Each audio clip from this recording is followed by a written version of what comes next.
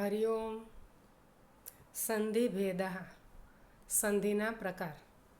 આજે સંધિના પ્રકાર વિશે જાણી સ્વર સંધિનો અભ્યાસ કરીશું.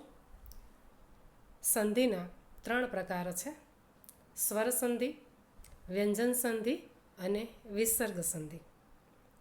સ્વર પરિચયની અંદર આપણે જોયું હતું તે વિડિયાની અંદર કે 2 વર્ણોના જોડાણથી સંધિ છે તે બને છે. તેમાં આજે આપણે સ્વર સંધિનો અભ્યાસ કરવાના છીએ. તો સ્વર સંધિ 2 સ્વરના જોડાણથી બનશે. તેમાં સ્વર સંધિ માટે પાણીનીએ અલગ અલગ સંધિના નિયમો આપેલા છે. તેમાંનો એક નિયમ છે દીર્ઘ સંધિ. દીર્ઘ સંધિ કેવી રીતે બને? પહેલાં તેના સ્વરૂપનો વિચાર કરીએ.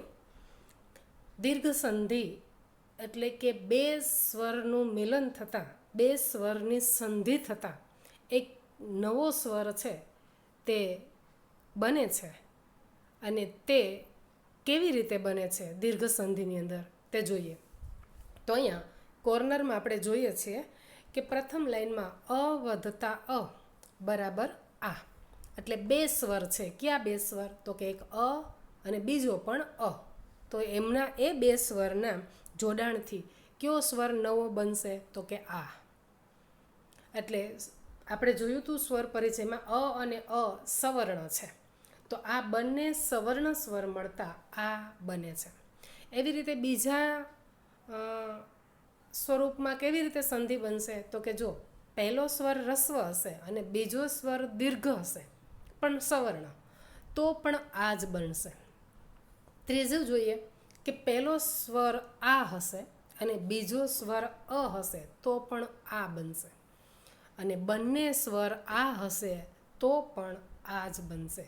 એટલે અહીંયા આપણે જોયું કે સવર્ણ અ જે છે તે 2 મળશે, પછી રસ્વ હોય કે દીર્ઘ હોય, બંને રસ્વ હોય તો ભલે, બંને દીર્ઘ હોય તો ભલે, એનું સંધિ થયા પછીનું સ્વરૂપ આ જ હશે. એટલે આ બનશે. આટલું આપણે યાદ રાખીએ. આના માટે પાણીની એક નિયમ આપે છે દીર્ઘ સંધિ માટે. એ કહે છે અકહ સવર્ણે દીર્ઘ. દીર્ઘ સંધિ ક્યારે બને? તો કે સવર્ણ હોય ત્યારે દીર્ઘ સંધિ બને. તો આપણે જોયું આ અસવર્ણ છે માટે ત્યાં દીર્ઘ સંધિ બને છે. પણ માત્ર અપૂરતી અસ્વર માટે જ દીર્ઘ સંધિ બને છે કે બીજા કોઈ સ્વર હોય છે? તો પાણીનીએ સૂત્રમાં કીધું છે અકહ. એટલે આ પ્રત્યાહાર છે. અકહ તે પ્રત્યાહાર છે. હવે અકહ પ્રત્યાહારની અંદર માહેશ્વર સૂત્રોને આધારે કેટલા વર્ણો રહેલા છે તે જોઈએ ને. તો અ, ઈ, ઉ, ઋ અને લૃ, આ 5 વર્ણો છે તેની અંદર રહેલા છે. એટલે દીર્ઘ સંધિ ક્યાં થશે? તો કે 5 રસ્વ સ્વર જે અ, ઈ, ઉ, ઋ છે તે મળશે એટલે દીર્ઘ સંધિ થશે. એટલે પછી એમાં અ અને આ, ઈ અને ઈ એ બધા જ સ્વરો છે તે આવી જાય છે. ટૂંકમાં આટલું સ્વરૂપ હોય અ, ઈ, ઉ, ઋ, આ સ્વરૂપ હશે ત્યારે દીર્ઘ સંધિ બનશે. તેમાં આપણે પહેલો નિયમ છે તે જે અકમાન જોઈએ, એટલે કે અક પ્રત્યાહારનો જે અ છે તેનું આપણે ઉદાહરણ જોઈએ. એમાં આપણે પ્રથમ જે રસ્વ સ્વર 2 છે એ 2 રસ્વ સ્વર મળતા દીર્ઘ આ બને છે, એટલે કે દીર્ઘ સ્વર બને છે તેના ઉદાહરણો જોઈએ. અ વધતા અ બરાબર દીર્ઘ આ. એટલે આપણે જ્યારે ઉદાહરણ જોશું ને ત્યારે 2 શબ્દની અંદર અ છે તેની સંધિ થશે અને આપણી સમક્ષ સ્વરૂપ આવશે તે આ સ્વરૂપે આવશે. દાખલા તરીકે જુઓ, ન વધતા અસ્તિ બરાબર નાસ્તિ. નની અંદર અ રહેલો છે અને અની અંદર પણ, અસ્તિની અંદર પણ અ છે. એટલે ન અને અ એ બંને અ થશે. કેમ કે આપણે જ્યારે સ્વર પરિચય જોયો તો તેમાં કીધું હતું ક એટલે શું? તો કે ક વ્યંજન હોય અને એની અંદર અ સ્વર હોય. તો અહીંયા ન પણ ન વ્યંજન છે અને અ સ્વર છે. એટલે નની અંદર રહેલો અ અને અસ્તિની અંદર રહેલો અ, આ બંને રસ્વ સ્વર છે. હવે એની સંધિ થશે એટલે શું બનશે? તો કે આ. હવે એ આનું જોડાણ કોની સાથે થશે? તો આગળ જે ન છે ને વ્યંજન તેની સાથે, એટલે ના બને. સ્વર પ્રત્યાહારમાં સ્વર પરિચયમાં આપણે એ પણ જોયું હતું કે કા હોય તો શું થાય, તો કે ક અને આ. તો અહીંયા ન હોય તો શું થાય, ન અને આ ભેગા થાય એટલે ના બન્યો નાસ્તિ. જો ફરીથી ન વત્તા અસ્તિ બરાબર નાસ્તિ. શું કામ થયું, તો કે બે સ્વર અ જે છે તેની સંધિ થઈ અને આ બન્યો એટલે નાસ્તિ. ત્યાર પછીનું ઉદાહરણ જુઓ, ચ વત્તા અપી બરાબર ચાપી. હવે ચની અંદર અ છે, અપીનો જે અ છે તે બંને અની સંધિ થાય એટલે આ બને. હવે આ છે તે ચ સાથે જોડાય એટલે ચા બને, ચાપી. ત્યાર પછીનું ઉદાહરણ છે સુર વધતા અરીહી. સુર રની અંદર અ છે અને અરીહીની અંદર અ છે, તો આ બંને રસ્વ સ્વરનું જોડાણ થતાં સંધિ થતાં આ બન્યો અને તે ર સાથે જોડાતા રા બન્યો એટલે સુરારીહી. પરમ વત્તા અર્થ. અહીંયા મની પરમ મની અંદર અ છે અને અર્થનું અ બંને રસ્વ સ્વર દીર્ઘ બનતા મા બન્યો પરમાર્થ. અલ્પ વધતા અપરાધ બરાબર અલ્પાપરાધ. હવે પની અંદર રહેલો અ અને અપરાધનો જે અ છે તે બંને રસ્વ છે એ દીર્ઘ બનતા પા બનશે, કેમ કે પ સાથે આ જોઈન્ટ થશે એટલે પા અલ્પાપરાધ. મધુર વત્તા અક્ષરમ બરાબર મધુરાક્ષરમ. હવે રની અંદર અ છે, મધુરમાંનો ર જે છે એમાં અ છે અને અક્ષરમમાંનો અ છે, બંને સંધિ થતાં આ બને છે મધુરાક્ષરમ એટલે રનો સાથે આ જોડાતા રા બની ગયો મધુરાક્ષરમ. હવે અહીંયા આપણે સંધિ જોડી. હવે આને જ આપણે છોડી શકીએ કે નાસ્તિ, તો વિચારીએ કે ભાઈ ન અને અસ્તિ આવો શબ્દ બને એટલે બે અ છે તે જુદા પડે. ચાપી તો ચ અને અપી. સુરારીહી તો સુર અને અરીહી એવો શબ્દ જુદો પડશે. પરમાર્થ તો માં છે બેમાંથી અ જુદા પડે પરમ અર્થ. અલ્પા અપરાધ તો અલ્પ અને અપરાધ આવા શબ્દ બનશે. મધુર અક્ષરમ. આવી રીતે સંધિ છોડી પણ શકીએ અને સંધિ જોડી પણ શકીએ. એટલે આની અંદર આપણે બે સવર્ણ અ અને અ રસ્વ સ્વર જે છે તેને આપણે જોયા. બંને અ છે તે રસ્વ છે અને એની આપણે સંધિ જોઈ. હવે પછીનું છે આગળનો અ છે તે રસ્વ છે ને પાછળનો જે આ છે તે દીર્ઘ છે. એ બીજો નિયમ, બીજા ઉદાહરણ જોઈએ. નિયમ એનો એ છે અસવર્ણ હોય ત્યારે સંધિ કેવી રીતે બને, તો અસવર્ણ હોય ત્યારે આપણે એક સ્વરૂપ જોયું કે અ અને અ હોય તો આ બને. એ બીજું સ્વરૂપ અ અને આ હોય તો પણ આ જ બને. હવે એ સ્વરૂપમાં જુઓ ઉદાહરણ, દેવ વત્તા આલય. હવે જો એક છે તે અ રસ્વ છે અને આ છે તે દીર્ઘ છે. હવે એ બેની સંધિ થાય તો પણ આ જ બને એટલે દેવાલય. પુસ્તક વત્તા આલય, તો પુસ્તકનો ક અને આલયનો આ એ બંનેની સંધિ થતાં આ બન્યું પુસ્તકાલય. એવી રીતે હિમ વધતા આલય, તો હિમનો અ અને આલયનો આ એટલે અ વત્તા આ બરાબર આ એટલે આ છે તે મ સાથે જોઈન્ટ થતાં હિમાલય. દર્ભ વધતા આસનમ, દર્ભનો અ એટલે કે ભની અંદર રહેલો અ અને આસનમાંનો આ બંનેની સંધિ થાય છે એટલે આ બનશે દર્ભાસનમ. રસ વત્તા આસ્વાદ બરાબર રસાસ્વાદ એટલે સની અંદર રહેલો અ અને આસ્વાદનો જે આ બંને વર્ણો છે તે સંધિ સ્વરૂપે આવતા આ બને છે એટલે રસાસ્વાદ. ત્યાર પછીનું ઉદાહરણ છે તસ્ય વત્તા આત્મજ. તસ્યનો ય જે છે એમાં યમાં અ છે તે અને આત્મજનો આ છે તે એટલે અ અને આ બરાબર આ એ બને છે અને તસ્યાત્મજ આવી રીતે સંધિ બને છે. હવે તમે જોઈ શક્યા હશો કે શબ્દ પહેલો હોય તેનો છેલ્લો અક્ષર અને બીજો શબ્દ હોય તેનો પહેલો અક્ષર એ બંનેને સંધિ સ્વરૂપમાં લાવતા એક શબ્દ છે તે બની જાય છે દેવાલય. હવે આની સંધિ છોડવાની કે તો આપણને ખબર પડે કે આ છે તેને આપણે જુદો કરવાનો છે દેવ આલય. પુસ્તકાલય તો જે કાની અંદર આ છે ત્યાં સંધિ થઈ છે એટલે એ બેને જુદા કરીએ પુસ્તક આલય.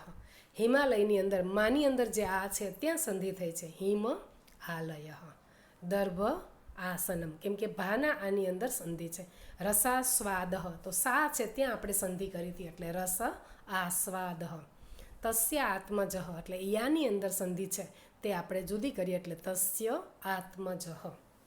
આ અ જે સવર્ણ છે તે અસવર્ણનો બીજું સ્વરૂપ છે. હવે ત્રીજા સ્વરૂપમાં જોઈએ કે પહેલાં આ હોય અને પછી અ હોય તો પણ દીર્ઘ બને. આપણે આગળના નિયમમાં જોયું તો પહેલાં અ હતો પછી આ હતો. અહીંયા શું છે, પહેલાં આ છે અને પછી અ છે તો પણ શું બનશે, આ બનશે. હવે જુઓ, તથા વત્તા અપી એટલે થાનો આ અને અપીનો અ એ બંનેને સંધિ થતાં આ બન્યો તથા આપી. તદા વત્તા અપી તદાનો આ અને અપીનો અ એ બંનેની સંધિ થઈ તદા આપી. દયા વત્તા અર્ણવહ બરાબર દયાર્ણવહ એટલે દયાનો આ અને અર્ણવહનો અ આ બંનેની સંધિ થઈ દયાર્ણવહ. પછી વિદ્યા વત્તા અભ્યાસ તો વિદ્યાનો આ અને અભ્યાસનો અ એટલે યાની અંદર રહેલો જે આ છે તે અને અ એ બંનેની સંધિ થાય છે એટલે વિદ્યાભ્યાસ. આ રીતે આપણે સંધિ કરી શકીએ. હવે એને વિચ્છેદ પણ આ રીતે જ કરી શકીએ. આગળ જોયું તો એ પ્રમાણે થાની અંદર સંધિ છે તો તથા આપી થાની સંધિ છૂટી પડશે એટલે તથા અપી. તદાપી દાની અંદર સંધિ છે આની અંદર તો તદ અપી તદાપી એટલે તદા વત્તા અપી. દયા અર્ણવહ એવી રીતે સંધિ છૂટી પડશે અને વિદ્યા વત્તા અભ્યાસ એવી રીતે સંધિ છોડી શકાય. હવે અસવર્ણની આ ત્રીજા સ્વરૂપની વાત કરીએ. હવે ચોથું સ્વરૂપ તો કે બંને દીર્ઘ આ વત્તા આ બરાબર આ એટલે બંને બાજુ બંને શબ્દોની અંદર છેલ્લો અક્ષર ને પહેલો અક્ષર આ હશે અને એની સંધિ થશે તો આ જ રહેશે. એક અ છે તે બીજા આની અંદર ભળી જશે. વિદ્યા વત્તા આલય તો વિદ્યા એની અંદર આ અને આલયનો જે આ છે તે બેની સંધિ થતાં એક અર્યો એટલે વિદ્યાલય. એવી રીતે દયા વત્તા આનંદ તો દયાની અંદર રહેલો આ અને આનંદ એની અંદર રહેલો આ એ સંધિ થતાં દયાનંદ. મહા વત્તા આશય તો મહાની અંદર રહેલો આ અને આશયની અંદર રહેલો આ મહાશય સંધિ થતાં બને છે. વિદ્યા વત્તા આતુર તો વિદ્યાનો આ અને આતુરનો આ બંનેની સંધિ બનતા વિદ્યાતુર. આવી રીતે અ જે સવર્ણ છે તેની સંધિ છે તેનો આપણે અભ્યાસ કર્યો. એટલે જો સંધિ છોડેલી હોય તો એને જોડવી હોય તો આ રીતે જોડી શકશું અને જોડેલી છે તો કેવી રીતે છોડવાની તો કે હિમાલય આ છે તો હિમ અને આલય અને જો વિદ્યા લેવી તો વિદ્યા અને આલય. આ જે છે તે ક્યાં સ્વરૂપે છે તો કે 4 સ્વરૂપે આપણી સમક્ષ આની સંધિ છે તે થાય છે. અ વત્તા અ 1, બીજું આ વત્તા અ 2, પછી અ વત્તા આ ત્રીજી અને આ વધતા આ ચોથી. એટલે અ સ્વરૂપની સંધિ જે છે આ 4 સ્વરૂપે શબ્દ આપણી સામે આવે તો આપણે એમને ઓળખી શકીએ. હવે અકહ કીધું હતું એટલે એક અ પછી બીજો વર્ણ હતો ઈ. તો ઈની સંધિ કેમ થાય તો એ પણ અની અંદર જેમ 4 પ્રકારે થઈ તેમ ઈની અંદર પણ 4 પ્રકારે સંધિ થશે. જુઓ કોર્નરમાં આપણે જોઈએ બે પહેલાં જે સ્વર છે ઈ વત્તા ઈ તે રસ્વ છે અને એનો શું બન્યો તો કે દીર્ઘ ઈ બની જાય છે. પછી બીજો જે છે પહેલો અક્ષર રસ્વ છે અને બીજો અક્ષર દીર્ઘ ઈ છે એટલે રસ્વ ઈ અને દીર્ઘ ઈની સંધિ થાય તો પણ દીર્ઘ ઈ બને છે. પછી ત્રીજું છે તો પહેલાં દીર્ઘ ઈ છે અને પછી રસ્વ ઈ છે એમની પણ સંધિ થાય તો પણ દીર્ઘ ઈ જ બનશે અને બંને દીર્ઘ ઈ હશે તો પણ દીર્ઘ ઈ જ બનશે. એટલે આવી રીતે 4 સ્વરૂપે એ પણ આપણને સંધિની અંદર પરિવર્તિત થતો જોવા મળશે. જોઈએ એક પછી એક ઉદાહરણ. એમાં પ્રથમ ઉદાહરણ આપણે જોઈએ બંને ઈ રસ્વ છે અને એનો દીર્ઘ બને છે. જુઓ ગિરી વત્તા ઇન્દ્ર તો ગિરી રી છે એની અંદર ઈ રસ્વ છે અને ઇન્દ્રહની અંદર ઈ છે તે પણ રસ્વ છે. હવે એ બંને રસ્વ સ્વર ભેગા થતાં દીર્ઘ બનશે અને દીર્ઘ ઈ જે બનશે એ પહેલા અક્ષરના છેલ્લા અક્ષર સાથે જોઈન્ટ થશે એટલે રની સાથે જોઈન્ટ થશે. હવે રની સાથે દીર્ઘ ઈ બને તો એક શું બને તો કે દીર્ઘ ઈ બનતા રી એવો શબ્દ બનશે. એટલે આપણે લખ્યું છે ગિરીન્દ્રહ. સ્વર પરિચયમાં આપણે જોયું હતું કે ક વત્તા દીર્ઘ ઈ બરાબર કી તો અહીંયા પણ ર વત્તા દીર્ઘ ઈ બરાબર રી એટલે ગિરીન્દ્રહ. આવી રીતે બને છે. એટલે જો આગળના શબ્દમાં રી રસ્વ છે અને સંધિ થયા પછી રી છે તે દીર્ઘ બન્યો. શું કામ? તો કે સંધિ થતાં રસ્વ સ્વર રૂપે રહેલો ઈ દીર્ઘ સ્વર બની જાય છે, માટે ગિરીન્દ્ર. એવી રીતે રવિ વત્તા ઇન્દ્ર, તો રવિ વત્તા ઇન્દ્રનો એની સંધિ થયેલો શબ્દ તો કે રવિન્દ્ર. તો કેવી રીતે બન્યો? તો કે રવિની અંદર જે વીની અંદર ઈ જે છે તે અને ઇન્દ્રનો જે ઈ છે તે બંને રસ્વ છે. એટલે રસ્વ ઈ દીર્ઘ ઈ બને અને દીર્ઘ ઈ બનતા વની સાથે જોઈન્ટ થશે એટલે રવિન્દ્ર. એટલે રસ્વ જે હતો તે ત્યાં દીર્ઘ બની જાય છે. પછી કવિ વત્તા ઇન્દ્ર, એટલે કવિની અંદર વ છે એની સાથે ઈ જોઈન્ટ છે તે રસ્વ છે અને ઇન્દ્રનો ઈ પણ રસ્વ છે અને એની સંધિ થતાં દીર્ઘ ઈ બન્યો. એટલે કવિન્દ્ર વી છે તે દીર્ઘ બની ગયો. મુનિ વત્તા ઇન્દ્ર, તો મુનિની અંદર રહેલો ઈ અને ઇન્દ્રનો જે ઈ છે તે બંનેની સંધિ થશે અને એ દીર્ઘ બને એટલે મુનિન્દ્ર. જો સંધિ હંમેશા પહેલો જે શબ્દ હોય તેનો છેલ્લો અક્ષર અને બીજો શબ્દ હોય તેના પહેલા અક્ષર એ બંનેની સાથે થાય છે. એટલે તમે જુઓ છો મુનિની અંદર રહેલો ઈ અને ઇન્દ્રનો ઈ એ બંને રસ્વ છે ને એની સંધિ થતાં દીર્ઘ બન્યા એટલે મુનિન્દ્રહમાં ની છે તે દીર્ઘ બની ગયું. કેમ કે ઈ દીર્ઘ બને એટલે દીર્ઘ ઈનું સ્વરૂપ આ પ્રમાણે છે. આપણે સ્વર પરિચયમાં જોયું હતું. યતિ વત્તા ઇન્દ્ર, તો યતિની અંદરમાં જે તી છે તે રસ્વ, ઇન્દ્રનો ઈ પણ રસ્વ, બંને રસ્વ ઈ ભેગા થતાં દીર્ઘ બને યતીન્દ્ર. આવી રીતે રસ્વ ઈની સંધિ દીર્ઘ ઈમાં પરિવર્તિત થાય છે ત્યારે શબ્દો બને છે. હવે આમને છોડવાના કહીએ ત્યારે જે આપણે દીર્ઘ બનાવ્યા છે સ્વરને તેને રસ્વ બનાવી નાખીએ. ગિરીન્દ્ર એને બદલે ગિરી ઇન્દ્ર, રવિન્દ્ર રવિ ઇન્દ્ર, કવિન્દ્ર કવિ ઇન્દ્ર, મુનિન્દ્ર મુનિ ઇન્દ્ર, યતીન્દ્ર તો યતિ ઇન્દ્ર. હવે ઉચ્ચારણમાં તમે જોઈ શકો છો કે રસ્વ હશે ત્યારે સમય ઓછો લેશે ઉચ્ચાર કરવામાં અને દીર્ઘ હશે ત્યારે વધારે લેશે. એટલે આપણે યતીન્દ્ર પણ યતિ ઇન્દ્ર, તો યતિ ઝડપથી બોલીએ છીએ યતીન્દ્ર, એમાંથી થોડો સમય લે. એટલે રસ્વ ઈ બોલીએ એના કરતાં ડબલ સમય દીર્ઘ ઈની અંદર આપણે ઉચ્ચારીએ. એટલે કોઈ પણ દીર્ઘ સ્વરનું ઉચ્ચારણ છે તે રસ્વ સ્વર કરતાં બમણા સમયથી થાય એટલે થોડો સમય વધારે લે બોલવાની અંદર. હવે બીજું ઈનું સ્વરૂપ કયું છે? તો કે પહેલો છે તે રસ્વ ઈ હશે અને બીજો જે છે તે દીર્ઘ ઈ હશે અને એ બંનેના સંયોજનથી દીર્ઘ ઈ છે તે બનશે. ઉદાહરણ જોઈએ. અ વત્તા ઈ બરાબર દીર્ઘ ઈ, સોરી ઈ વત્તા ઈ બરાબર દીર્ઘ ઈ, એટલે રસ્વ ઈ અને દીર્ઘ ઈ બંનેનું સંધિ સ્વરૂપ દીર્ઘ ઈ જોવા મળશે. કપિ વત્તા ઈશ, હવે કપિની અંદર ઈ જે છે પની અંદર ઈ તે રસ્વ છે અને ઈશની અંદર ઈ છે તે દીર્ઘ છે. હવે રસ્વ અને દીર્ઘ ઈની સંધિ પણ દીર્ઘ સ્વરૂપે જ આવે છે એટલે આપણે એની સંધિ કરી છે કપિશ. પછી હરિ ઈશ, તો હરિ રનો ઈ રસ્વ છે અને ઈશનો ઈ છે તે દીર્ઘ છે. હવે રસ્વ અને દીર્ઘ સ્વર દીર્ઘ બને છે માટે હરિશ એવો શબ્દ આપણને મળે છે.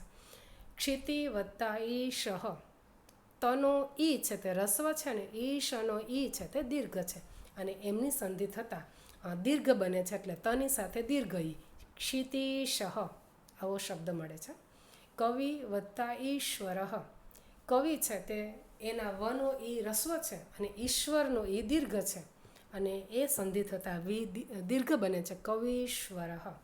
આ ઈ સવર્ણ જે છે તેનું બીજું ઉદાહરણ. હવે ત્રીજું ઉદાહરણ જોઈએ.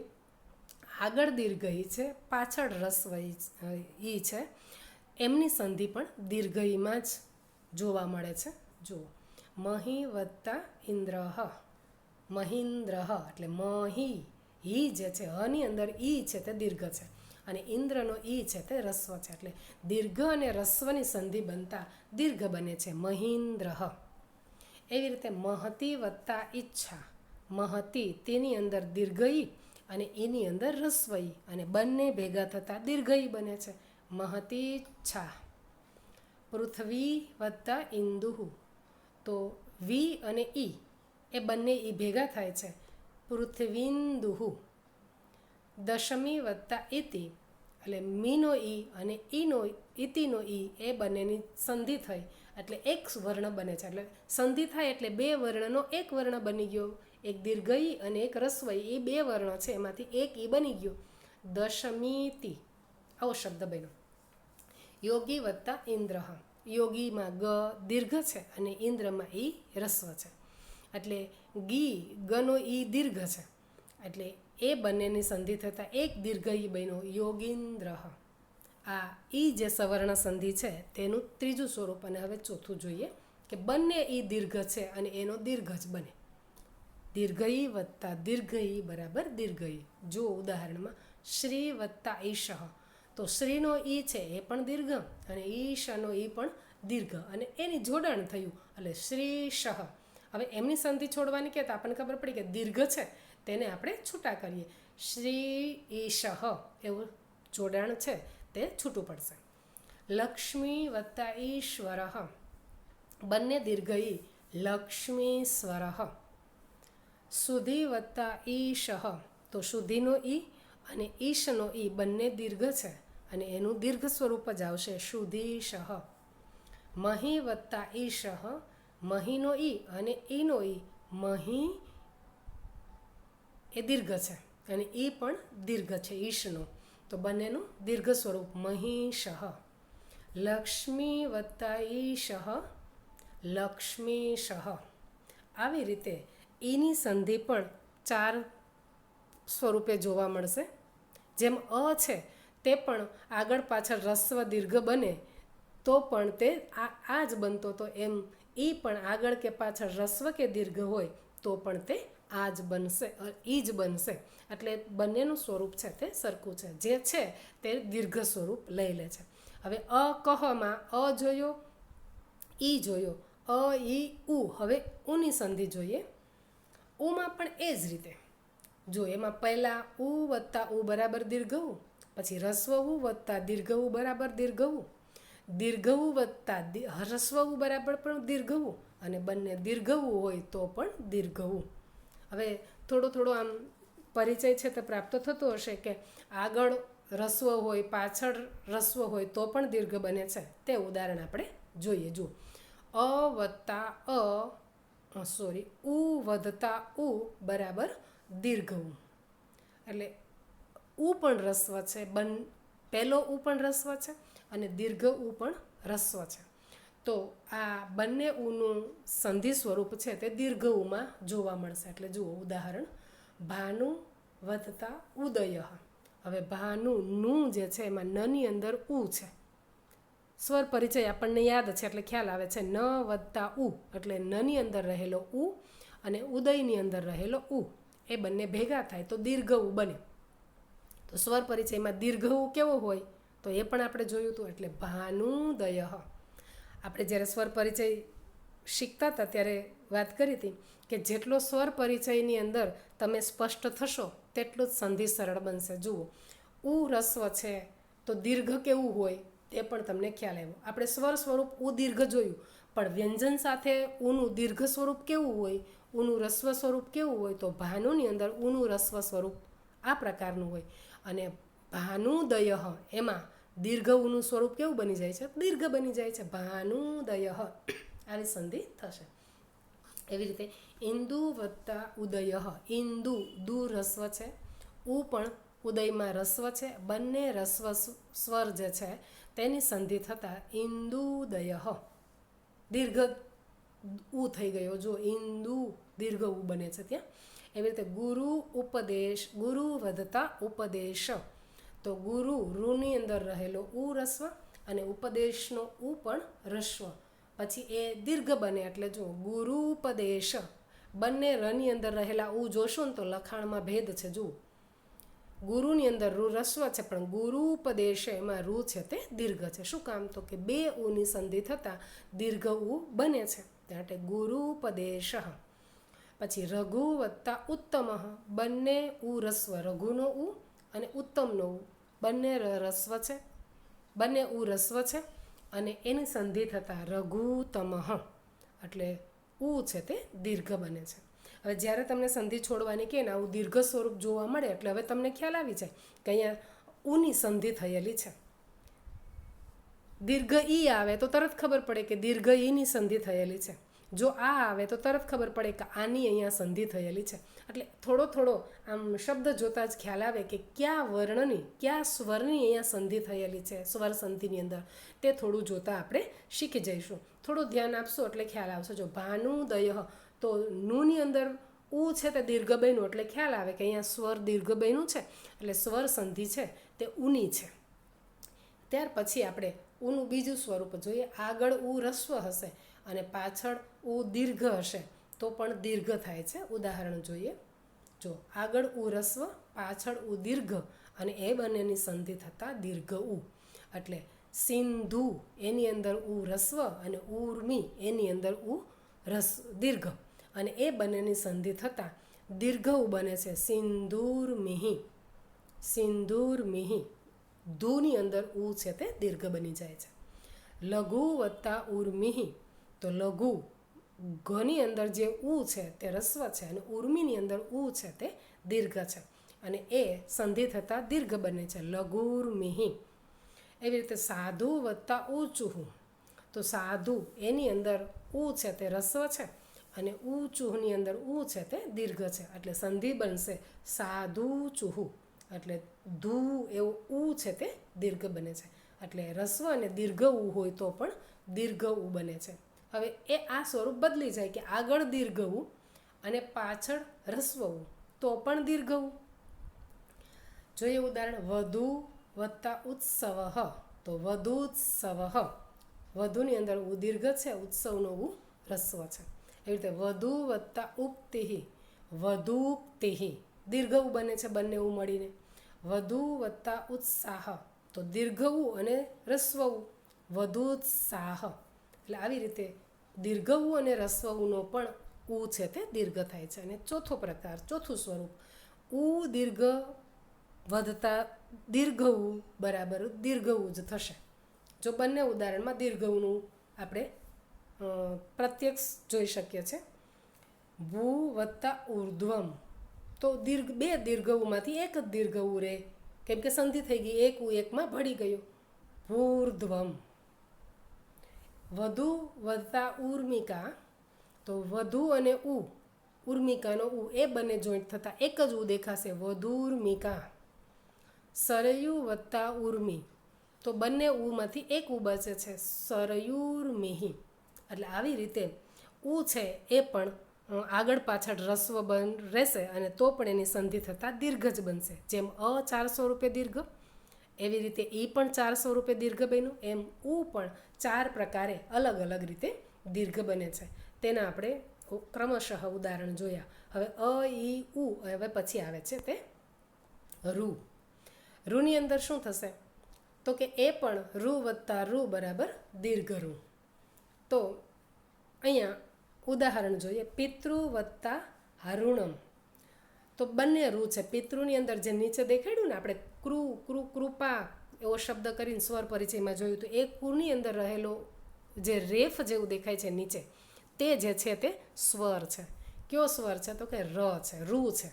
તો એ રૂ છે પિતૃ વત્તા ઋણમ તો બંને રૂ છે તેને દીર્ઘ સ્વરૂપે મૂક્યા છે. જો પિતૃર્ણમ દીર્ઘ સ્વરૂપ બંને બે આમ વળાંક તમને જોવા મળશે. પિતૃર્ણમ દીર્ઘ સ્વરૂપ બને છે. એવી રીતે માતૃ વત્તા ઋણમ તો અહીંયા માતૃની અંદર ત જે છે એમાં રૂ અને ઋણમનો રૂ એ પણ દીર્ઘ બને માતૃર્ણમ. આવી રીતે સ્વરૂપ બને છે. પછી સવર્ણની સાથે આપણે જોતા હતા વાત કરતા હતા સ્વર પરિચયમાં ત્યારે કીધું હતું કે રૂની સાથે રૂ ભલે દેખાતું સ્વરૂપ જુદું છે પણ એને સવર્ણ ગણવું કેમ કે પાણીની અપવાદ સ્વરૂપે ત્યાં સવર્ણ ગણી લે છે. એટલે જો રૂ પછી રૂ આવશે ને તો પણ રૂ જ બનશે. વ્યવહારની અંદર આવા ઉદાહરણો વ્યવહારિક સંસ્કૃતમાં જોવા નહીં મળે પણ એક ઉદાહરણ છે. જુઓ હોતૃ વત્તા લૃકારઃ એટલે હોતૃનો અંદર રહેલો તની અંદર રહેલો રૂ અને લૃ એ પણ સ્વર છે અને એ બંને ભેગા થતાં હોતૃકારઃ આવું સ્વરૂપ છે તે બને છે. આવી રીતે આપણે સ્વર સંધિ છે તેની અંદર અક સવર્ને દીર્ઘ એનું સ્વરૂપ જોયું અને અલગ અલગ સ્વરૂપે કેવી રીતે સંધિ બને છે તેનો આપણે પરિચય મેળવ્યો.